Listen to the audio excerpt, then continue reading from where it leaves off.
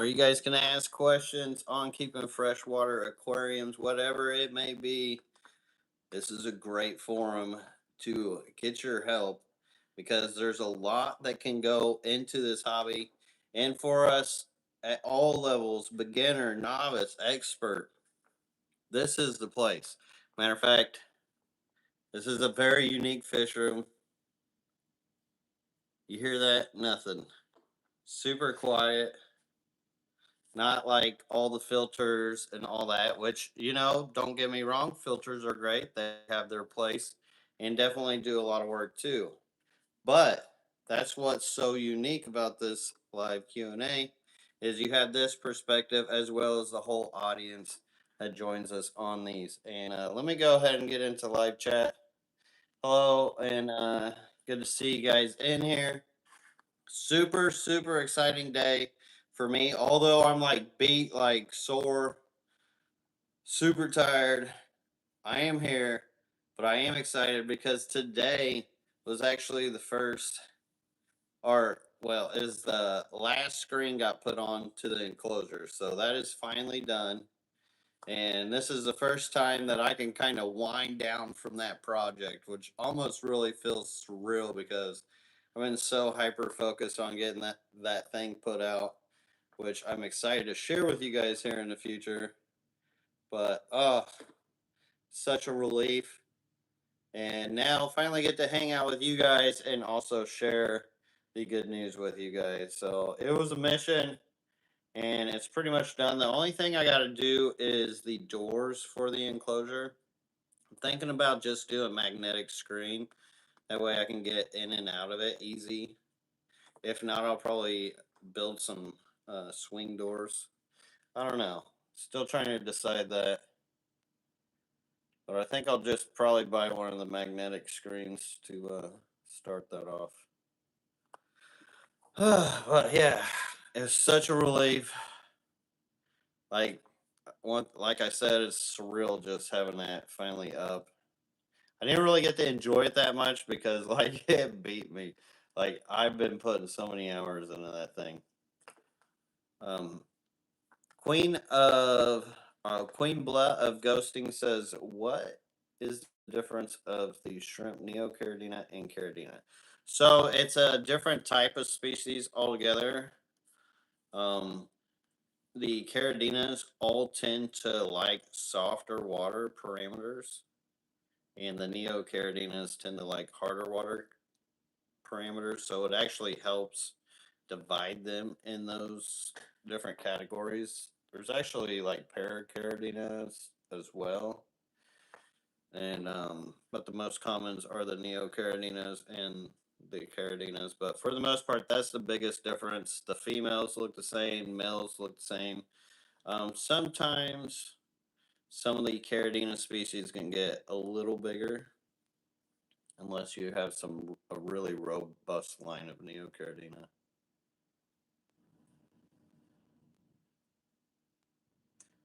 A lot of it's just the parameter keeping. Move your mic needs move down, hitting your chin. Oh, well, thank you, Lady LRB. I will just wear it on my shirt, but everybody says they can't hear me when I do that. Are you running electric for lights out there? So I'm hooked up to the power company. Definitely got electric going on in here, and it costs me about $400 a month, which isn't too bad. It's still kind of pricey. That's just the barn, not even the house, which kind of sucks. It was a rough week too financially because I had to spend like $1,000 just for shipping yesterday. That hurt. Those shipping packs, they like doubled the price of everything: foam, heat packs. But shit set me for the winter, so I'm excited about that too. That I was in that position. But Chi-Town Pat says, "Did you make a double door system for entry into the screened area? Do we have a new name for that area?" So I haven't named it, and I was thinking either magnetic screen or do the double door system. I'm not sure what I'm gonna do yet. I don't know. What would we name that? I don't know. Probably just outside area. Clever, huh? But let's see. I still lost my train of thought. I was gonna say something, but anyways, must not have been that important, or I would have remembered. Queen Beloved Ghosting says, "How many hours of light do Risha and Pro Weed need?" They do like around 8 hours. You could probably do them still at 5, but you got to be doing your water changes. Pro Weed and Risha really love a good water change if you really want to get them growing and going well. I just do little water changes frequently, like maybe once a week, twice a week. That's the real trick for them. Like the lighting, I don't think it really matters as much because even the ones that I have outside, shoot, they get 12-hour periods sometimes. So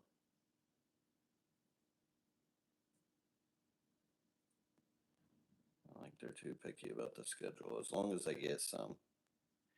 And with the water changes, what really gets them growing is they're able to capture all that atmospheric gases that are exchanged throughout the water coming in. That's when you get a lot of your pearling. Most of the pearling pictures and videos you see, that's when a lot of the pearling happens. Granted, you could do that with CO2 and kind of build the longevity of it. That's a whole different ball game and gases your fish. So I'm not. I've actually got like 4 or 5 CO2 tanks, big CO2 tanks that I debate all the time whether I should just sell them or hold on to them. I'm probably holding on to them for some reason. I can only imagine what the CO2 gas is these days. How much it is to buy that. JP Jeffrey says, "Are you running electric for lights out there?" Oh, I already got to that. How did I? Okay. Aquarium Fantasy says, "Lucas, how will you protect the lights you put outside from the rain?" Oh, so as far as lights out up underneath there, you know those street lights that have like the solar power? They're already meant to go outside, so I won't even have to run a wire. Can you guys hear me all right with this mic?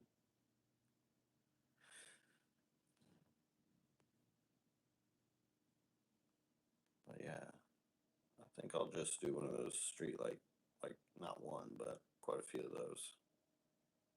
That way I can just run the line to the solar power up near towards the deck. I can make it look clean.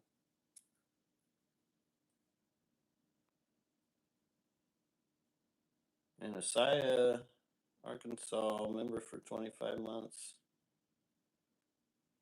And once again, hello everybody. I see you guys and all the hellos. Good to see all you guys in here. It's kind of staticky for real. Oh, huh. Not even on. 1 second. There. Is that better? Here we go. Here we go. Well, thank you, Lady LRB, for helping me out. Guess I'll just hold it. That's one upgrade I could probably use. Maybe I'll get a mic stand at some point. But now that the enclosure is really done, I can start focusing on all the other little stuff. Although there's a bit to still do with it, it's not like I gotta hurry up and get the screen on because now the fish, for the most part, are safe from all the dragonfly. I'll have to go through, do a final sweep for all the dragonfly in the ponds and tubs, and make sure none are in there. And then the fish should be pretty much protected. Not a whole lot of dragonflies I've seen lately. Although it is the weather too, but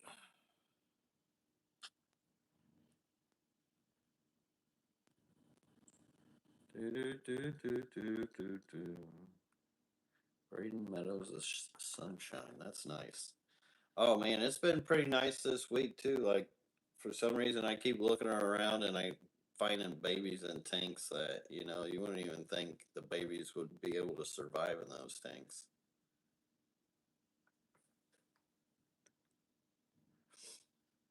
Queen Blood Ghosting says, "Can swim bladder disease be permanently be cured, or does it keep coming back?" I've seen it disappear. Sometimes it really depends on the fish, how strong of a fish that is, whether he is a like fighter or if they just have weak immunities. So sometimes they can pull through it. I've seen them pull through it, and I've got like a female pygmy rainbow fish that had an issue, and I haven't seen her have issues for probably a year and a half now. Um, Sometimes, unfortunately, like some fish don't pull through it. So, I mean, it can be cured. And how I cured it was I just let it do its course. Like, I didn't fight it with medicine. I just let whatever was ailing that fish, like, run its course. And it did run its course. Often, sometimes we'll mess with our tanks too much to the point where we're actually causing more harm for that fish, although we may be trying to save them and our heart may be in the right place. But when you start just frantically dosing meds into a live ecosystem that depends on its microbiology and beneficial bacteria and stuff to really sustain the ecosystem within it, aka your fish. So when we start destroying that, we can cause other problems, especially with those medications. Some of them, it's not always good for them to have a bunch of them, although a lot of our fish, when we first get them, are just nuked with medications because it's such a staple as far as big commercial fish availability. And it's really hard on their immunity systems. So, the less we can do that and approach their needs more towards a natural approach has always been a lot more helpful in my success when it's come to keeping fish and ones that do have issues. Now, when it comes to breeding fish out, I don't really have those issues. It's usually if I'm buying a fish from like a big box store. I mean, no hate on them because we got to have them. When I get fish from my club, don't really have those kind of problems because club members take care of their stuff.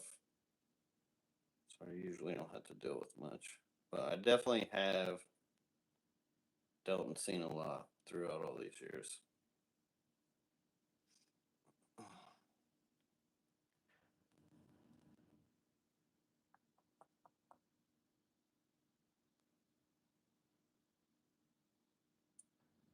Let's see, well, thank you, Si. I appreciate that. And yeah, love having these tanks behind us. It's nice to be able to finally do that. I do have a TV stand here. It came with the barn.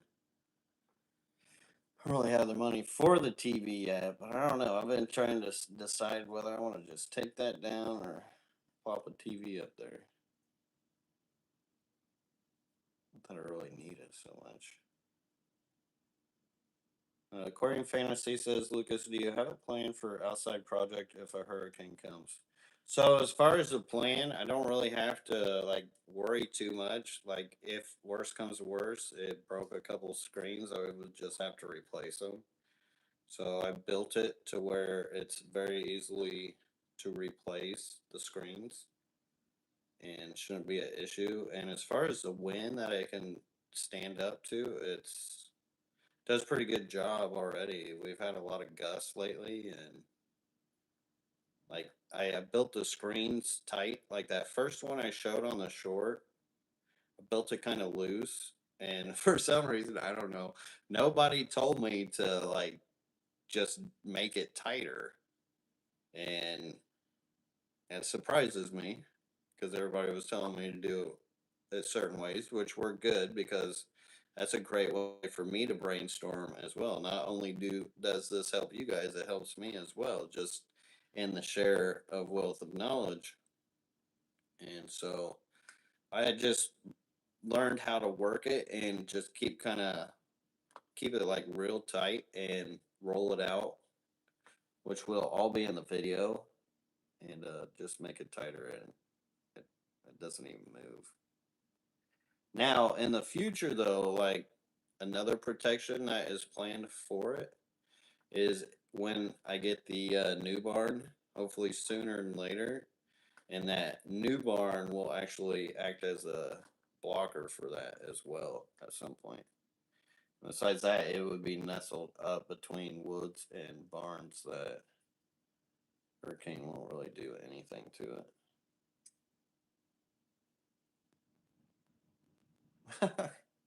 Chi-Town Pat. I like that quite a bit better. It says LRB Liquid Luxury Lounge. That's fancy. Johnny Best, my dude. My dude, thank you for the $10 super chat. Really appreciate that. And as always, super helpful.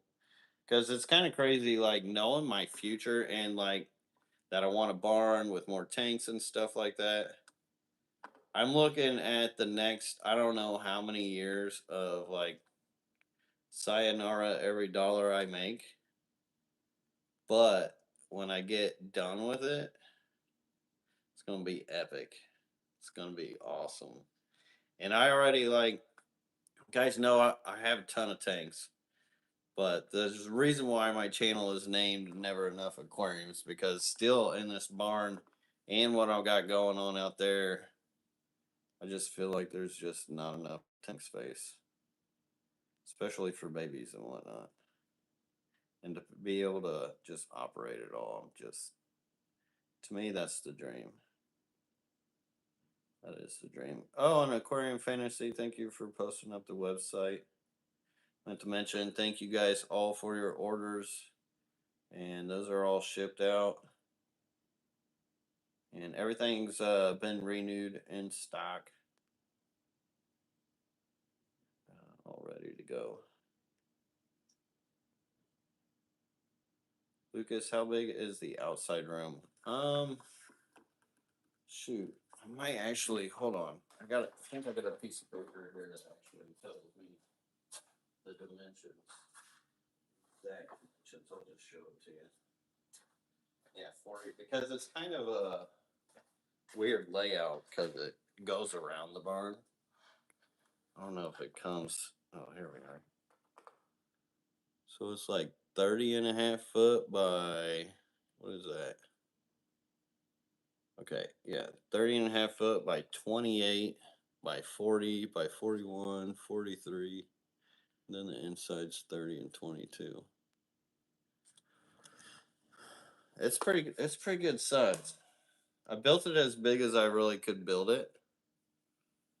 And just due to the space between the trees and everything else. Hi, you can see me in the mirror. Oh yeah, that mirror's over there. Huh, you can't see that over there.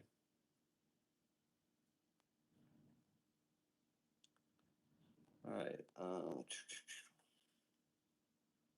Well, thanks, Johnny. Appreciate that. Chi-Town Pat says, "Is Sarah getting a greenhouse, and we can pretend you won't take it over with mini ponds?" So there is, in fact, plans to like get more of her stuff going at some point, where we get some irrigation and stuff for her little farm, and then maybe build her a little screened-in place or greenhouse at some point. But right now, I mean, she's got pretty good storage of plants and plant space to store stuff. Like, there's many shelves that are filled, but there's actually more filled than not. But she does have. I do make sure I give her some space too. There we go.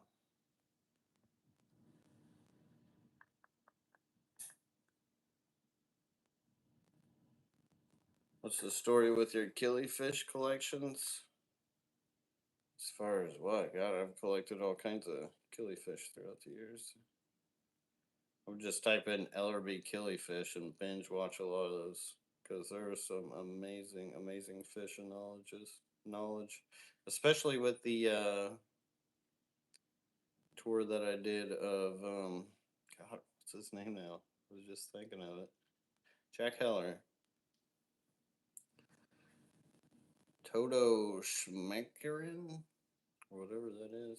What up, Toto? Says, hi, you needed to start a new fish tank without having any other fish, but adding a bunch of plants and a couple fish every couple weeks till reach the desirable number of habitants be the best way.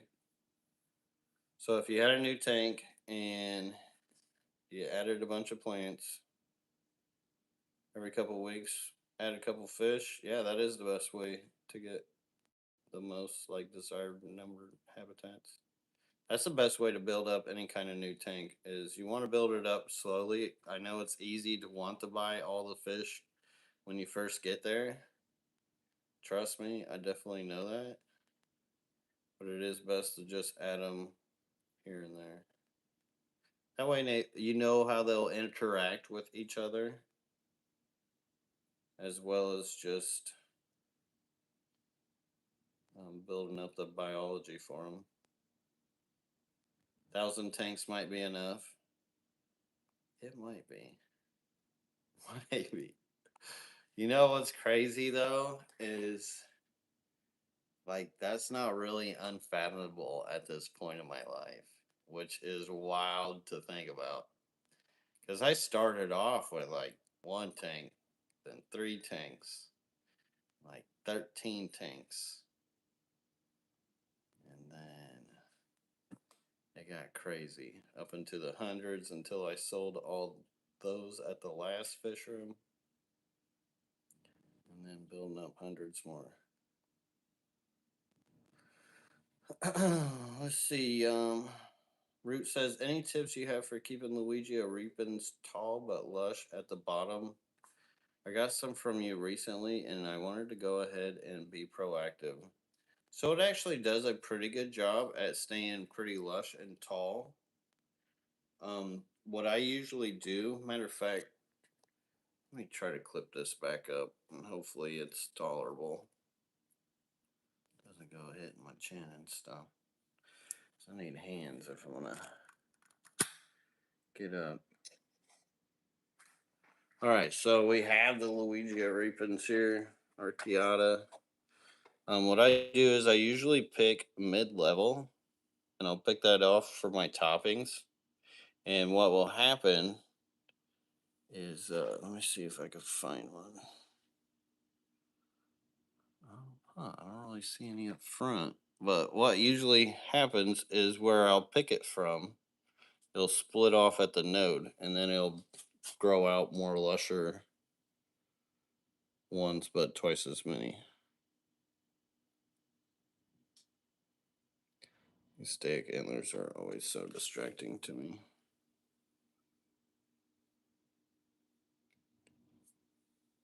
But pretty cool plant. Huh, weird. I find it really well, like I just picked off of these, but there's already new growth like right on the top of them. Some are just growing straight off the top of them, not really even splitting. They do tend to split.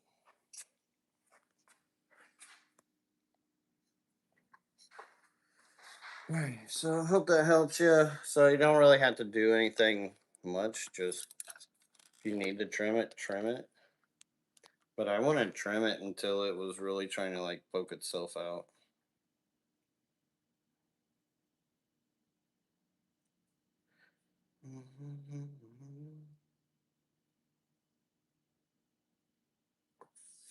Queen Blow Augustine says, how many types of shrimp do you have and which one is your fave? So the shrimp world is wild for me because I was actually at the very frontier of it when it really first started happening. I remember that when it was just cherries, it was just crystal reds, crystal blacks. And so there's been so many to go through. And there's a lot of cool shrimp out there that I would love to keep. So when it comes to picking favorites, it's really hard, even with my own. And as far as like how many types or how many, I don't know. I probably have like only 10 types maybe. Put a bunch of tanks of them. I don't really have as many shrimp. I got really well known for the shrimp, and that's what a lot of people just knew me for. But then I started getting a lot more fascinated with the fish and started doing a lot of that. So I focus a lot more on fish these days. But I've been the judge of many international contests and American ones. Aquarium Fantasy says, Lucas, how many tanks do you have? Do you correctly have? I don't know. I do not know. I couldn't tell you. Holy cow, what's that? Chris. My dude, Chris Stowell. Man, thank you so much. That's huge. $50 super chat. Thank you, thank you, thank you. Says, got my plants last week and they are already growing. New tank. Looks great now. Just need to figure out what fish to get, but it's so hard to decide. Your plants are the best. Well, thank you, dude. Thank you so much, Sharon, and sharing with that super chat. Like, what more could I ask for? And that's the bee's knees. Thank you. Thank you. Thank you. And yeah, the hardest part is picking fish. Trust me. Trust me, dude. Trust me. I surely know. Oh man, there goes our light. Asaya Arkansas says, Lucas, do you think it's better not to include driftwood and LRB style no filter tanks? Ghostwood, but it breaks down fast and creates lots of mulm. I know mulm is magic, but is rocks plant only best? So a big reason why you don't see driftwood in my aquariums, I actually do have some. You can't probably see it now. There is some in there, but often driftwood will promote algae and or it's just really hard to catch fish from. So a lot of my style is utilitarian due to um, me having to catch fish. So, and I know a lot of people call like certain ways styles, but it's really just what nature does. I just let nature be nature, and it's where I'm keeping it, how it should be, really, how the fish like it. Oh man, I got so much blowback from this hobby. It's really kind of crazy back in the day for just doing what I do. But I knew what I was doing, so that's why I still do it. A lot of people just don't understand it, but that's what we're here for and to try to teach and help people out.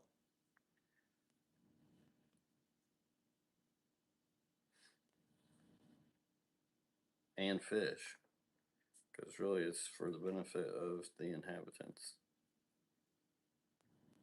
Killifish are some of my favorites, definitely for sure, too, Melissa. The best. LRB, do you still have killifish in white plastic bins like in the past? So I don't. It was just I knew I was gonna have time to like keep up with that, so I had to kind of like put that to the wayside. And I kind of felt like I was saturating the market, and as well as they weren't like moving as fast. So as far as like space and time, it just didn't make sense for me. So unfortunately, I don't. I still got it up. I need to actually take them down. I just want real tanks instead of those little containers. And I do have quite more tanks going in the house now. Melissa says, LRB, you are an addict, my friend. Yeah, maybe a little. Maybe a little. The truth is, I embraced it a long time ago. Tom, hello. But sorry to hear that. LRB Shade House, Lady LRB Shade House might be better than a glass house. I agree. Because really, like, when you guys see it, like, the view and everything, and as much sun gets through, like, as far as greenhouse capabilities, especially in where we're at, just to help with the heat of the sun from the plants would be a lot more beneficial than glass.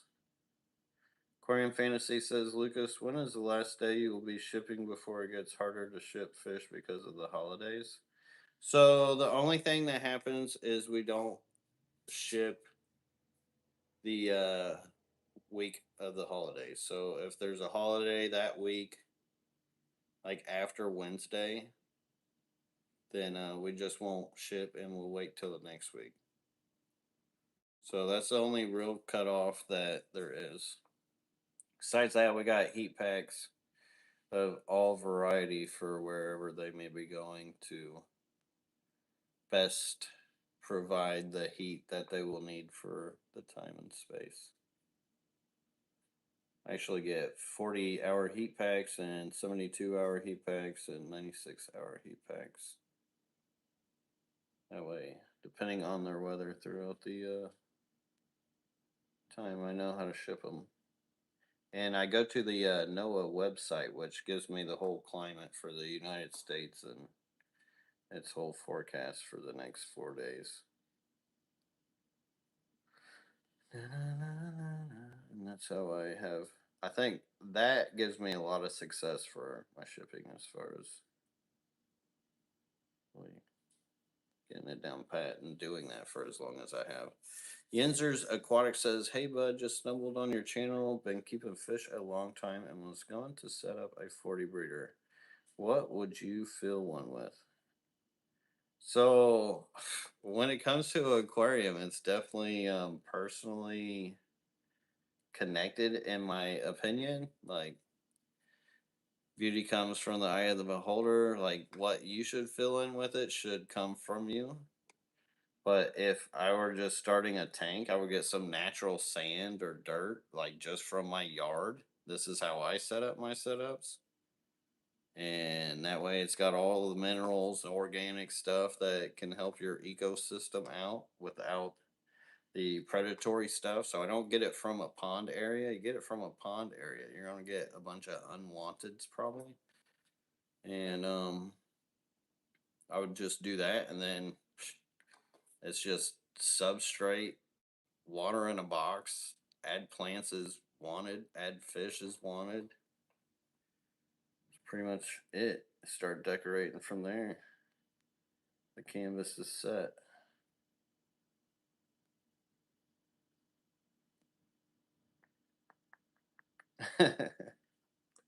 Exactly, Aquarium Fantasy. You got it, bro. Why pick when you can have them all? For real. Life is for the living. This is what we're here for.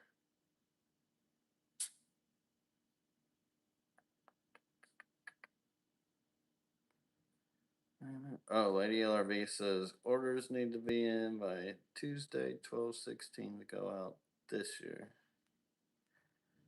See, Lady LRB actually watches the calendar a lot more than me. I really don't. Kind of luxury that way. 1/7 will be the first shipping week after that. So get them while they're hot. Sounds like there will be a little hiatus between Christmas and New Year.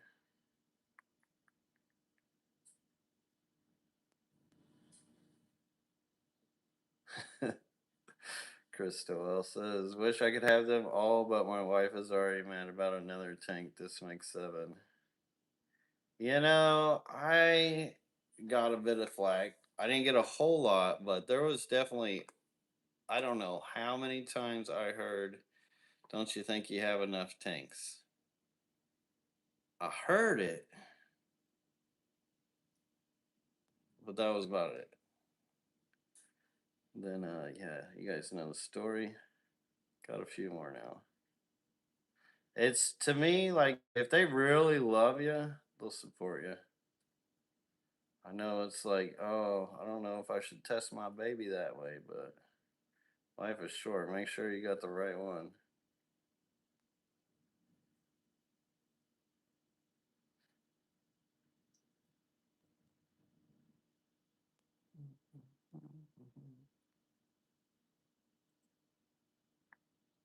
A 20 is big enough for rainbows, Chris, for sure.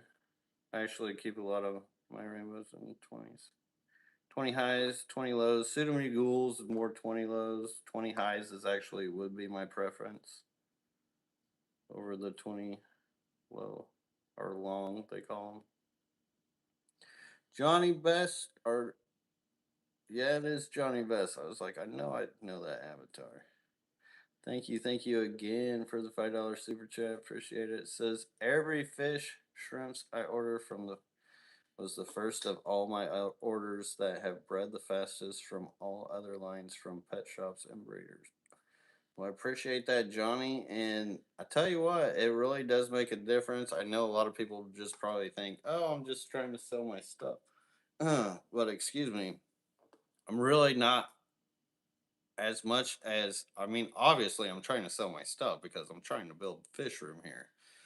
But like, I'm not the best salesman. I don't sit there and push it like I really probably should. I need to more than I do.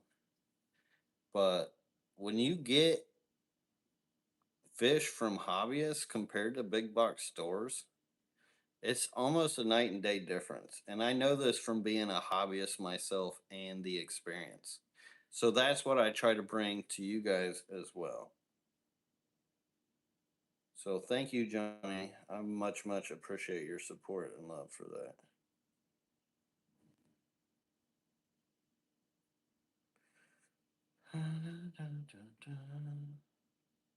JP Jeffrey says, "Are you gonna source your aquariums from PetSmart? I hear they're doing the 50% off sale like Petco had." Unfortunately, my finances are stretched to its limits after this project, and I really wish I could binge on some freaking tanks.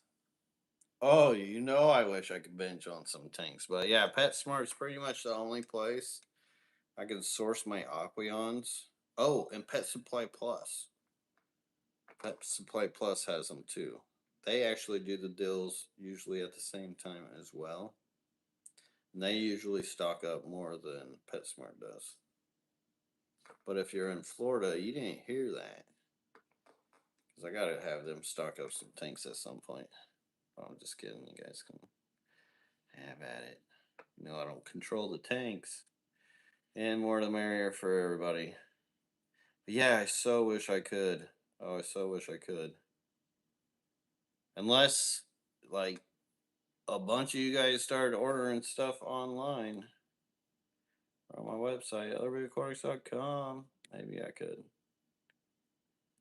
Because I was placing some tanks in that enclosure area, trying to get a good idea of what'll fit in there. And I'm going to end up putting a lot of like my spare tanks, pretty much all my other spare tanks out there. I know there'll be some space. And my neighbor, he's not really doing his fish tanks anymore. So there's a bunch of 20-gallon highs just waiting for me too. I can hopefully get for a decent deal without having to run around Florida trying to catch them all. Aquarium Fantasy says, Lucas, will you be expanding more on rainbow fish? So, yes, eventually I will. But once again, it comes to that I need more tanks thing. Because with rainbow fish, they just take a long time to grow out. And I really need that barn. Like having the space out there, like next year, definitely will be a lot more rainbow fish going because I can put my babies out there and raise them up quicker with the heat and automatic, like a drip water change kind of thing going. And then once I get that barn, that's when it would really open up space to where this would be like my breeding facility space, and then like everything that like growing out and ready to go to new homes would be put in the barn. And I would probably put all my shrimp over there too. I kind of want to build a smaller room for like just shrimp.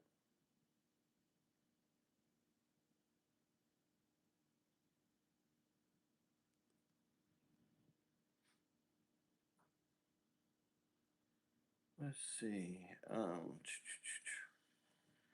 Chef Steve says, any tips for breeding bows mani rainbow fish? Really, as long as you got a male and a female, you don't have to do a whole lot. The parameters don't matter that much. Softer, harder water.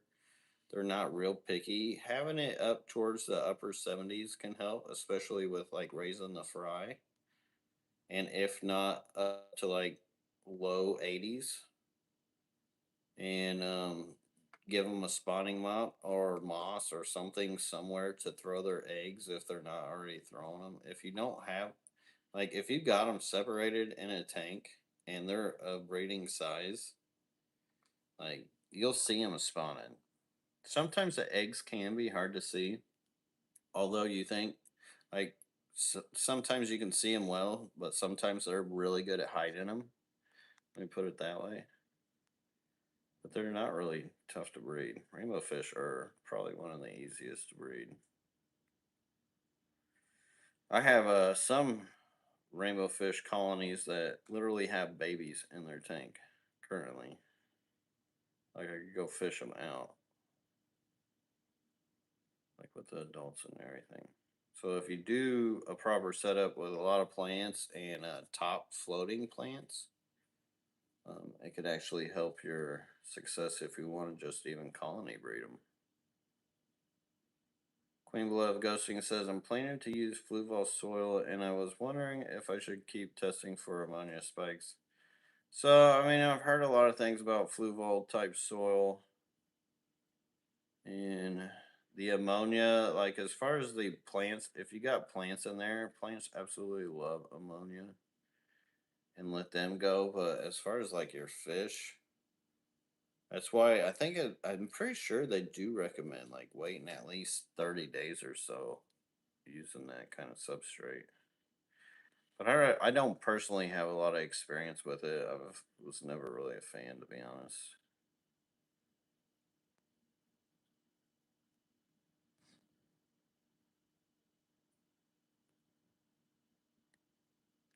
And that's the thing too. Like, although I don't push my stuff that much, like I should, another thing I don't do is push other people's stuff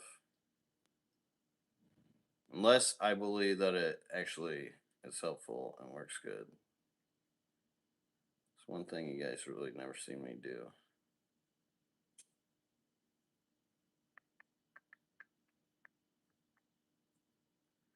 Lucas, would you do a live stream outside? Yeah, definitely, definitely. We'll be doing a lot more content now.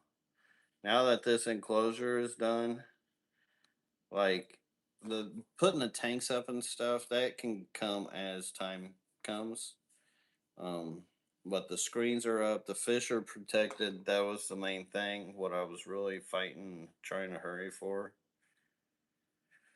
and because I got a lot of nice rice fish out there that I just did not want like some heron to come down one day and just wipe me out.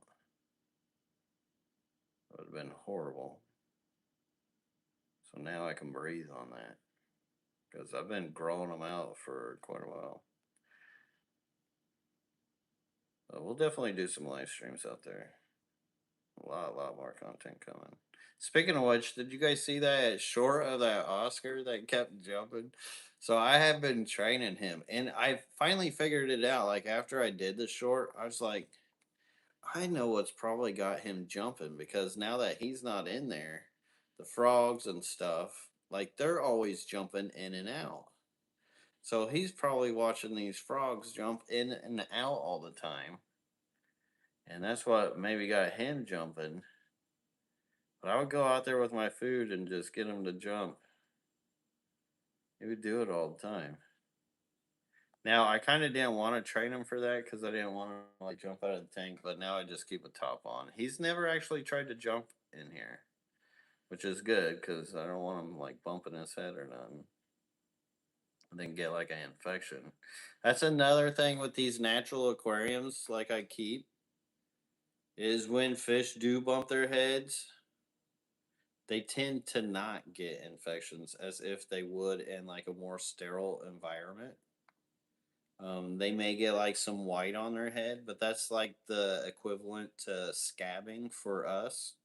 Like when we get into the water, we have a scab, it turns white. Same thing with a fish, and some people will freak out about that and try dosing all this fungicide and everything else that can be detrimental. But the fish, they have a natural healing process, and they go through it. So you gotta just have patience on those kind of things, not fight it. Chef Steve says, "How much floating plants can you put in a tank before it becomes a problem?" So it doesn't become a problem till it absolutely covers the whole thing. Now it depends on what fish you have. For instance, like my big rainbow colony in here with the Brazilian pennywort that was on the thumbnail, actually. Um, it's got it's a 75, so it's got a little open pocket here, a little open pocket on the other side, both about the same size, about this size on each side, and that's enough for those fish. But if it were to cover it all, I would see them kind of gasping. And now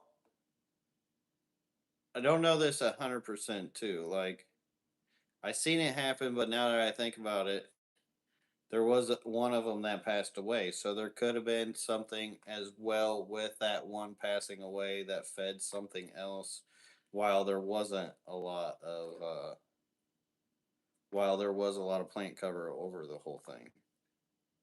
So I don't know if it's completely a combination of that, but still, for me to be safe, I feel like you at least need like a handful space for air to exchange in a no filter aquarium.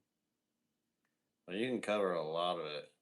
I've got massive, I've got tanks with just massive bioloads of plants as well as things living in it. That is really kind of surprising when they talk about like how plants really take away oxygen at night, this, that, and the other. There's I think there's still a lot more to it that we still don't understand as far as science wise.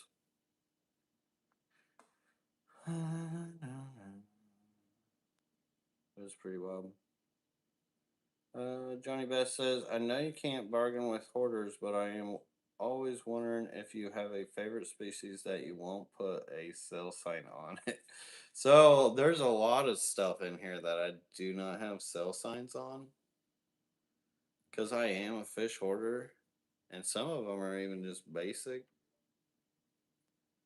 But like I've got the Cato River rainbow fish. I've got these Synergos. Like eventually I would. Like I've got these Burchardii daffodils. Never. Well, actually, I did offer them for sale a couple times. Um, I don't know if there's definitely the rope fish will never be for sale, but there is a lot of fish in here that yeah they're never gonna be sold. They're mine forever. They got their forever homes here.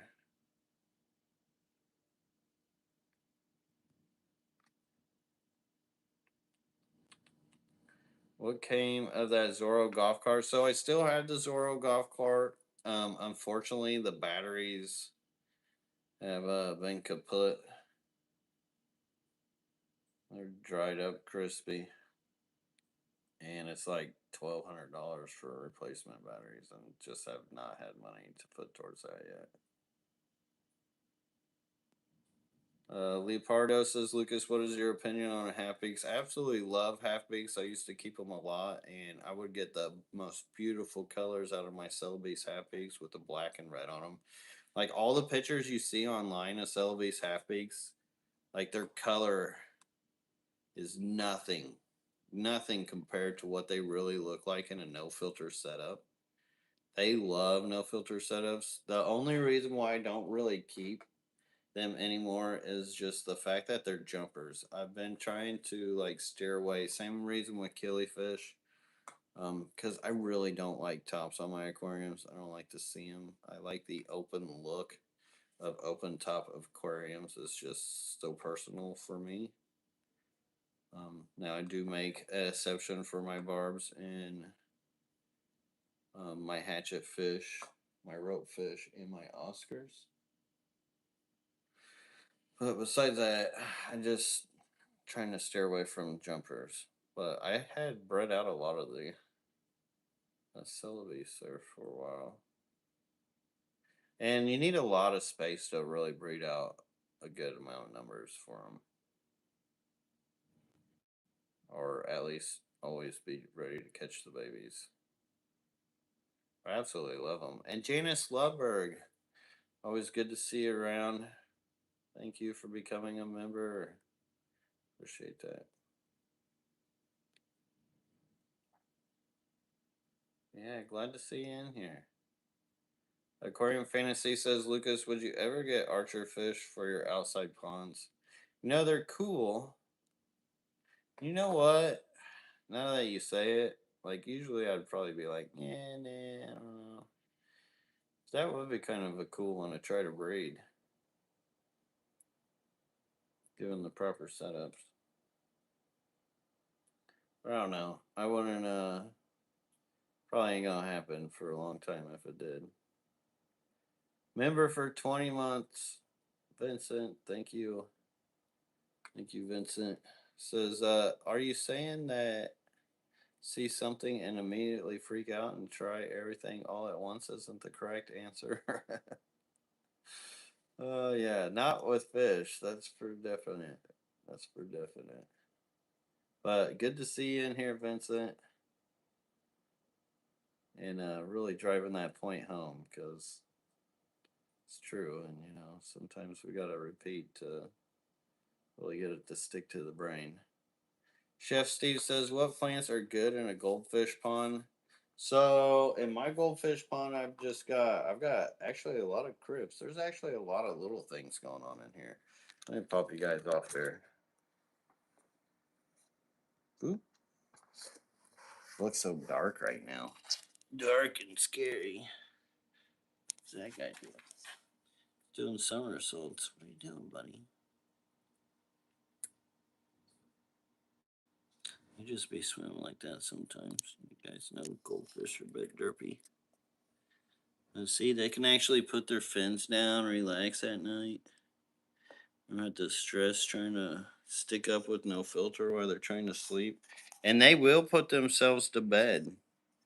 Like all day, they'll be out there. And then at night, they just kind of tuck themselves up into all this guppy grass. It's just loaded with guppy grass. There's duckweed, a little bit of Luigia archeata. There's some crypts in here. Over here. And a lot of it's hair algae in there. And there's actually shrimp that live in here too with them. Matter of fact, we got a nice little prize out of these. A bunch of them were breeding off over here. I did end up pulling a bunch of the hair algae, so you can see a clump in here. And this is what happens. Like I plan on thinking about like, oh, I want to clean this tank.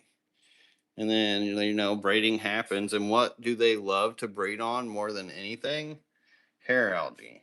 It's the most universal plant out there in the aquarium world. And when it comes to breeding, hair algae always wins. But you can see some eggs here. They're like all over this hair algae. So should end up with some babies, hopefully. These are just old tanks that have been marinating without anything in them. So there'll be lots of little good things for the fry to grow up and eat off of. But yeah, they left some babies. So I'm excited about that. But the real trick with goldfish and getting them into like an environment, one thing like guppy grass. For instance, this goldfish thing. I had to pull like half this guppy grass out because like they just can't keep up with it. And they're not gonna eat it all. They would rather eat tetracolored tropical granules. Why don't you guys?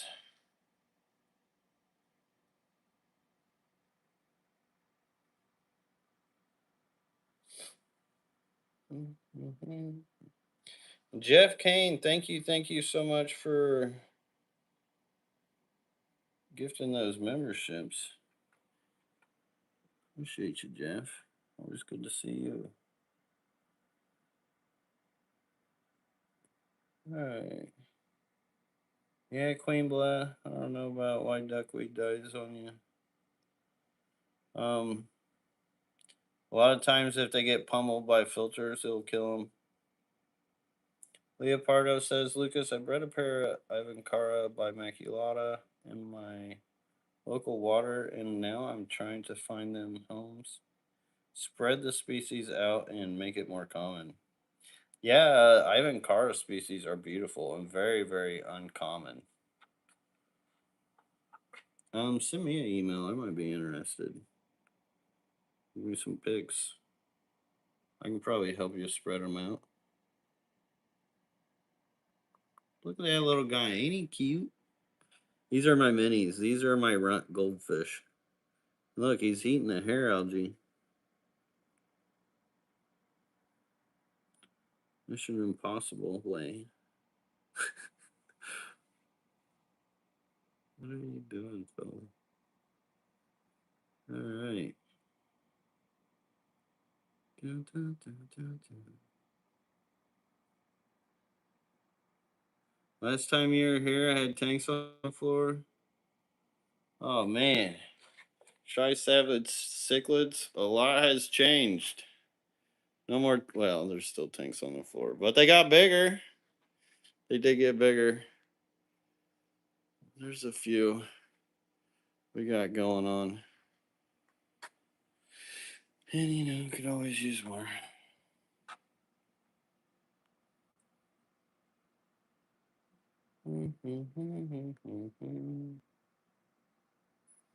Leopardo says, Lucas, maybe you could keep the water level lower to keep half beaks without a lid. Yeah, I would do that with my killifish a lot too, where I just half the water, but still, I don't like half water tanks as well. Just a preference. Like, I've kept them now for long enough. I don't mind. Johnny Best says, what advice would give to a newbie that wants to try the president of no filter tank style? So, if you're just starting off with no filter, man, those silver tip tetras are being ornery to each other. See them battling? What's up? Um, it's really pretty easy. Like, it's so easy. So get your substrate, dirt, whatever you want to use. You put the water in, and then you put the plants in of your liking. And honestly, you don't even need plants. And add like a couple fish here and there, and build it up to however you want. And then you'll just start noticing your fish's behaviors, your tank, what all goes with it, connections of it. I really need to scrape this glass. See, it's kind of getting foggy. Oh man, if I had a Siamese algae eater, I need one in here. Like, you can see the hair algae is dying away. So I have been water changing my way through it a little bit. God, look at all that beautiful moss just sitting, waiting, wanting to be clean. Freaking hair algae. I love it, but sometimes it's a pain. And there's not much I can do until I get better water because that iron feeds it a lot in here. Little chunky monkey. Here's the little fella that likes to try to walk.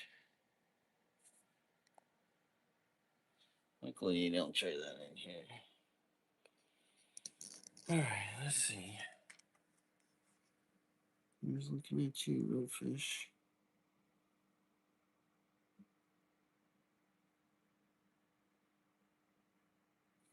Leopardo says, what is the best way to remove hair algae? The best way to really remove it is to get to know your water. And for like me, I know I have a way excessive amount of iron, which really likes to feed this hair algae. And so knowing that, I can use iron filters. Unfortunately, my iron filters aren't heavy duty enough for the amount. Like, I literally feel like they put the shallow well on top of a mound and clay bunch of iron. Like it literally here, I'll show you. Like, for example. Yeah, I do have the light on. Okay. On to the utility room here.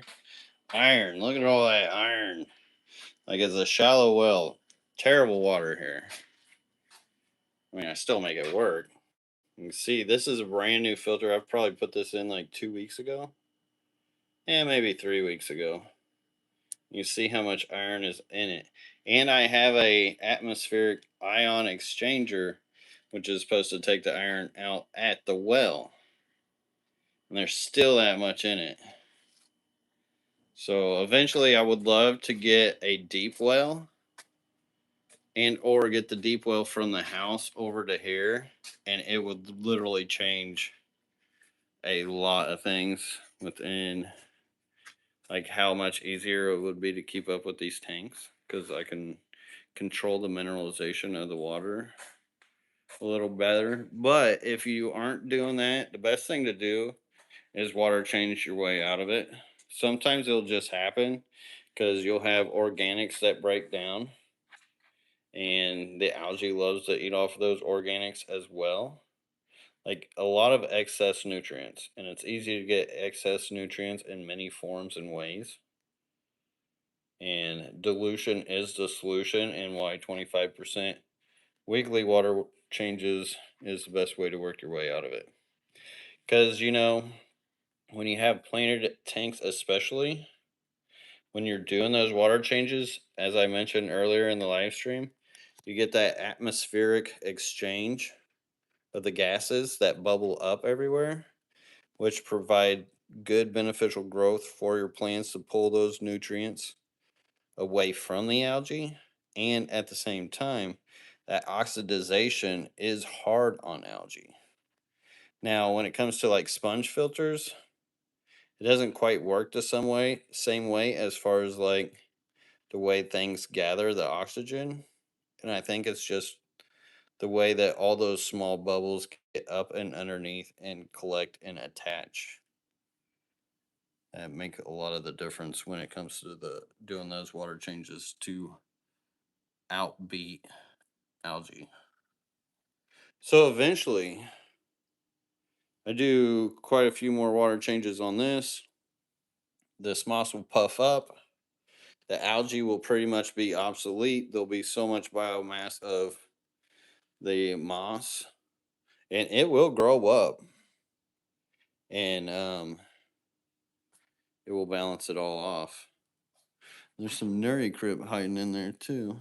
And believe it or not, that nuri crip will grow up underneath that moss. Is it okay to not clean the filters? So that's another thing with algae too. The dirtier you have your filter, the cleaner your tank will actually be, believe it or not. I've kept the biggest bioload tank with a filter that was the cleanest. It was my show tank at the old house that I had from not Aquashella, but the aquatic experience before Aquashella even existed. That's what was before Aquashella. And in that tank, I had a Fluval 207, and I never cleaned it. And the water barely trickled out of it. But that was the clearest, cleanest water you'd ever see.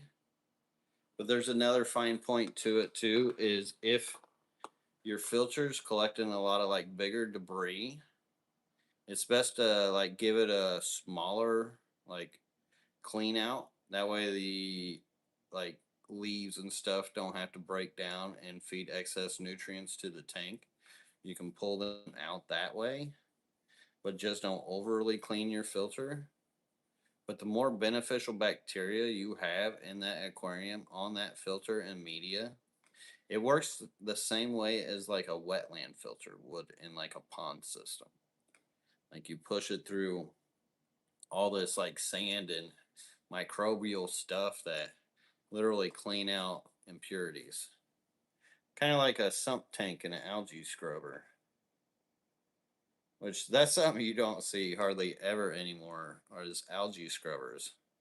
So back in the day, they used to run water through sumps, and then they would come back on what was called an algae scrubber, which was like a base that pretty much grew algae on it, had a lot of light on it, and the water would filter its way through the algae and everything before it hits the tank. But the tank would have no algae, and the water would just be so clear and beautiful.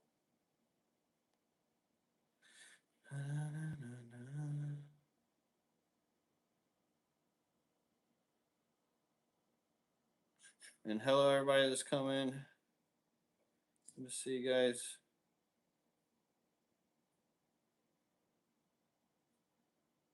Oh, Johnny Bass. Yeah, those scuds love to eat that hair algae. Yeah, if you don't want hair algae and you don't mind scuds, Dre Contosh says manners and respect LRB. I have a 20-gallon with platies with babies, of course, 8 rasboros, and a ton load of mystery snows. Since lately, my platy's been dying, both adults and some of the juveniles. Um, I don't know. I don't know. Hard telling. Did you do anything different? I don't really know what could be the issue because are they like dying one by one? Like, do you see any signs of worms when they die? Do you see like exit wounds that maybe a worm could have crawled out of? Is their gut eaten up? You could actually tell a lot when it comes to those certain situations through doing a little biopsy or just looking at the fish and why it could have died. Dre Khan says, "Is there a chance I need to feed more?" Well, they are always hungry. They love to. They're what do I want to say? I don't really want to say scavengers, but they'll meal all day. Like they like to pick on algae. They like to pick on plants and just mouth things all day. So they do have quite a bit of cycling through like their digestive system where they like to cycle food through it a lot. Chef Steve says, "Have you ever bred Siamese algae eaters?" So a lot of people say you got to have hormones and stuff to get them to breed, but I was actually thinking about them the other day and maybe putting them on my bucket list to try to breed.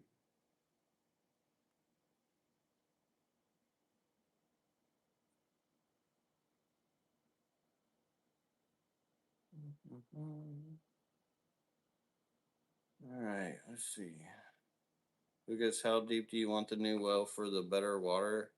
I think they do 100 feet around here. I feel like that's enough because the water table is not that far.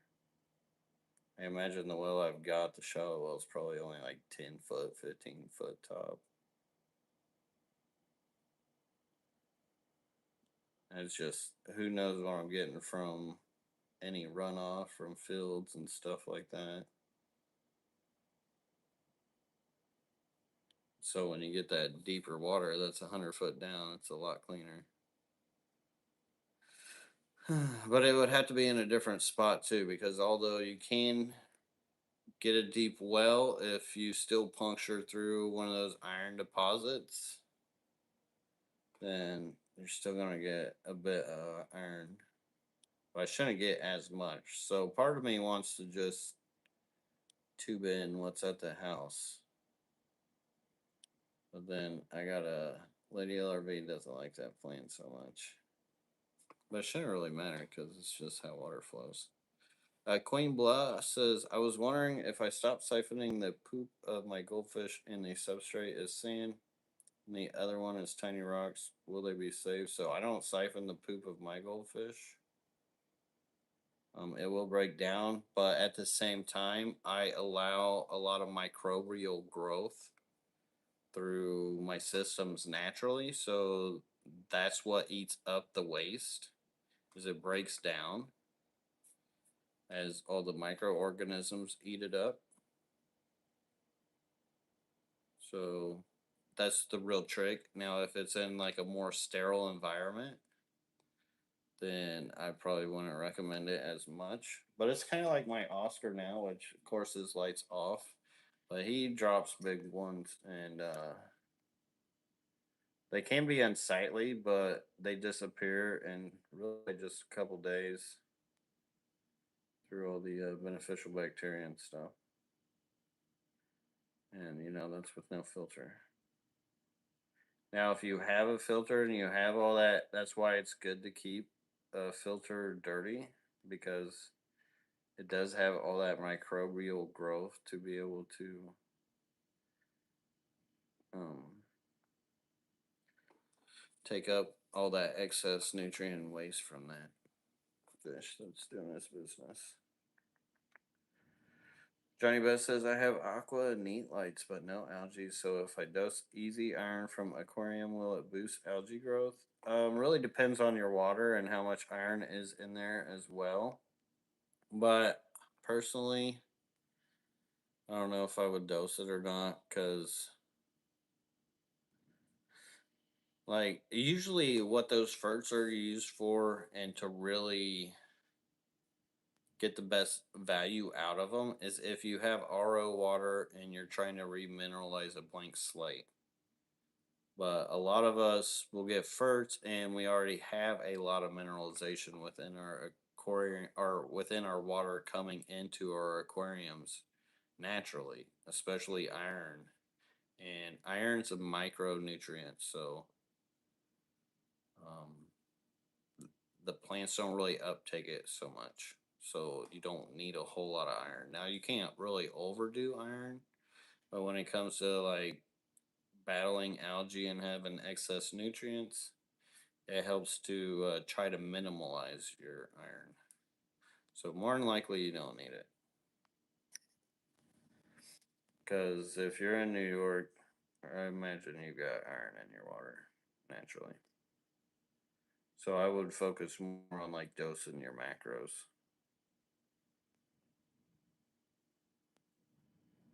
Sutton Road Aquatics, how to get rid of planaria without coat warmer. Really, only other thing would be fish that I can think of. If you know another way, I'm all ears.